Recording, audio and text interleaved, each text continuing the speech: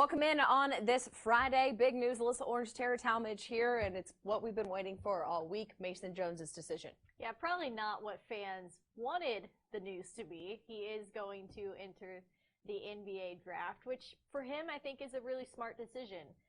He had already kind of reached his peak at the university. He had done so much for the team this year that I don't think he could really top the year that he had. Yeah, really the only thing that had Mason Jones staying would be able to play with the guys who are coming in and try to win an SEC title for Arkansas 2 years under Musselman. But you're absolutely right. I mean, I don't think there was anything except for possibly winning the Coaches Award on SEC Player of the Year that Mason Jones did not do this season. Let's take a look at what he said on Twitter today when he made that announcement.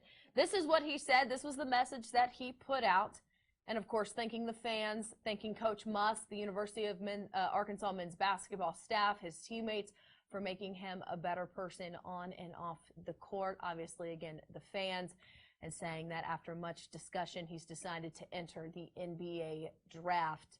It has been a lifelong dream of his, and we know that his brother also went down that path, and so it's something that's not very unknown to him, and so we wish him nothing but the best. Coach Musselman also releasing this statement on Mason Jones just a few minutes ago, saying, quote, "Mason had a phenomenal season. It came through hours of hard work and dedication, as well as a desire to be the best player he could be. Our system gives players the freedom and opportunity to showcase their strengths, and Mason took full advantage of it to become one of the top players in college basketball this season. We fully support Mason and any other player pursuing his dream." What does this mean now that Mason Jones has made this decision for the future of this Arkansas basketball team? I mean, it gives a lot of space for someone else to step up. I know that, Muss has a lot of newcomers coming in. You got Connor Vanover, who's going to be able to play next year. You have Jalen Harris, who's leaving the team, too. So it's going to be a completely different look. But something about Mason Jones that I think is really interesting is he was good under Mike Anderson. But once he switched into that Eric Musselman system, it was just incredible to see the improvements that he was able to make on the court. And it was so much fun to watch him play. I know that fans are really going to be sad and they're going to miss him. Absolutely. And on top of the fact that we saw a very unique relationship build between Eric Musselman and Mason Jones. And sometimes it got a little heated. Testy. Sometimes it got more of a love-hate relationship. But that's how Mason wanted to be coached most of the time. He wanted to be pushed hard. He wanted to be held accountable. And because of that, I think it's why we saw the 30-point performances, 40-plus point performances from Mason that we did. He's got a lot of passion. He's got a lot of fire. And I think that he and Eric Musselman kind of saw that in each other. And that's why they were able to have that kind of interesting relationship that they did have. Because you don't typically see players go to the sideline and start yelling at their coach. But with them, it's a different type, and you can understand where it comes from. Absolutely. We, of course, have our basketball insider, Kevin McPherson, and he had this to say about Mason Jones and his season. Well, Mason Jones proved about all that he could in terms of as an offensive basketball player. I mean, he led first Razorback since Arkansas has been in the SEC to lead the league in scoring, 22 points a game. That ranked him 8th nationally.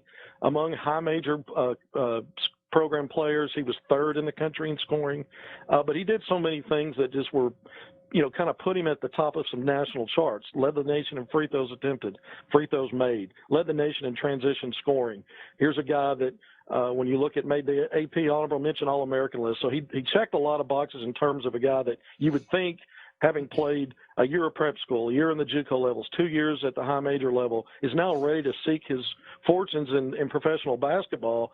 A lot of still a lot of unknowns out there, Drew, in terms of preparing for the draft, visiting and meeting with teams, working out for teams, because we know due to coronavirus concerns, all sports are shut down right now. But the decision for him to move forward does not come as a surprise, because when you really think about it, some of the things I just mentioned, there's not a lot more that he could prove, even though he missed some games and was hurt playing in some games.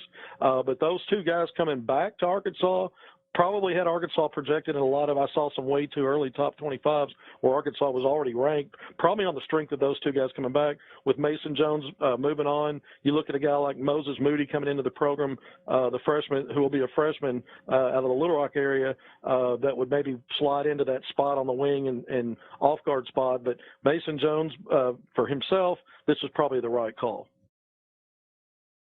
Well, there you have it from our Kevin McPherson. Here's a look at Mason Jones by the numbers just this season, averaging 22 points per game. That led the SEC 8th in the NCAA Division I teams, only SEC player to lead teams in scoring, rebounding, assists, and steals.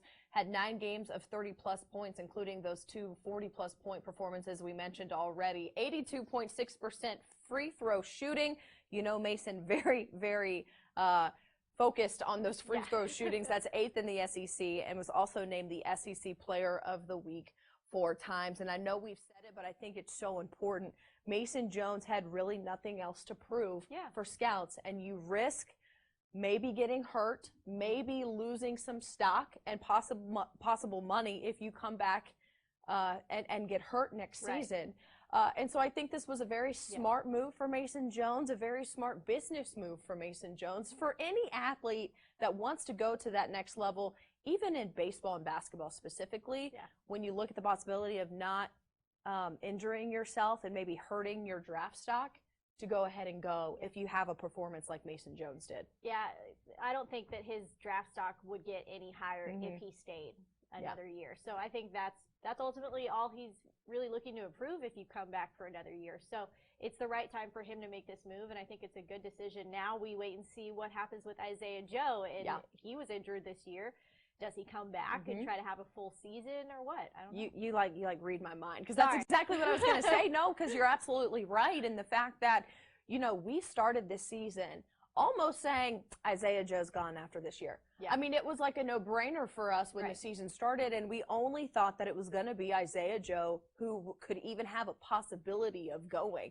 Then obviously he gets hurt, and not that that changes too much, but Mason Jones just came out of nowhere in terms of the jump that he made from last year to this year. And now we're talking about Mason Jones still wondering about Isaiah Joe. He could easily go. He's on the draft boards, but he could also easily come back because he did get hurt, and he could try to become a first-round draft pick and not maybe a second-round draft pick or a guy who signs in free agency. So it's pretty crazy how much this has changed since the beginning of the season. We tried to really get something out of Musselman the other day to see if he had, you know, any inkling of what these guys would end up doing, but he didn't give anything up. So we're just going to have to wait and see. I mean, like you mentioned, his draft stock, Isaiah Joe's, is actually higher than Mason Jones right now in the predicted 2020 draft whenever it does possibly happen. But could he come back for another year and make it higher? I think he actually could. So we'll see. I mean, that's what Daniel Gafford did. He could have left after year 1, realized he could make a whole lot more money if he stayed and got better, and that's exactly what happened. And you definitely have to give Eric Musselman props as well. He's someone who's been in the NBA, who's been in the D-League, who has been in every level of basketball that there is. And if there's anyone to consult with on what to do, I think it's Eric Musselman. And I think he's pretty straight up with his guys, too, just like he is with the media as well. I mean, yes, he would obviously love for Mason Jones and Isaiah Joe to come back, but I'm sure that when they have those discussions, or have already had those discussions, that he was like, you know what? You know, Isaiah, if you come back, we'll work on this, we'll work on this, we'll work on this, we'll get you a higher draft stock and see what happens. Obviously, with Mason Jones, the story's a little different. Absolutely. You know, I have to hand it to coaches, Musselman, especially Dave Van Horn. Football coaches go through this all the time as well. You know, not being selfish with their players. And they would love to have their players all 4 years of their eligibility if they could. But the fact that they can put that aside and do what's best for the student athlete, obviously, that's their job. But I commend them for being selfless in these kind of situations. Absolutely. Again, Mason Jones declaring for the NBA draft. The big news here on this Friday. We're going to talk about it much more in our shows coming up tonight. For Tara Talmadge, I'm Alyssa Orange. Thanks for watching. Have a great weekend, everybody.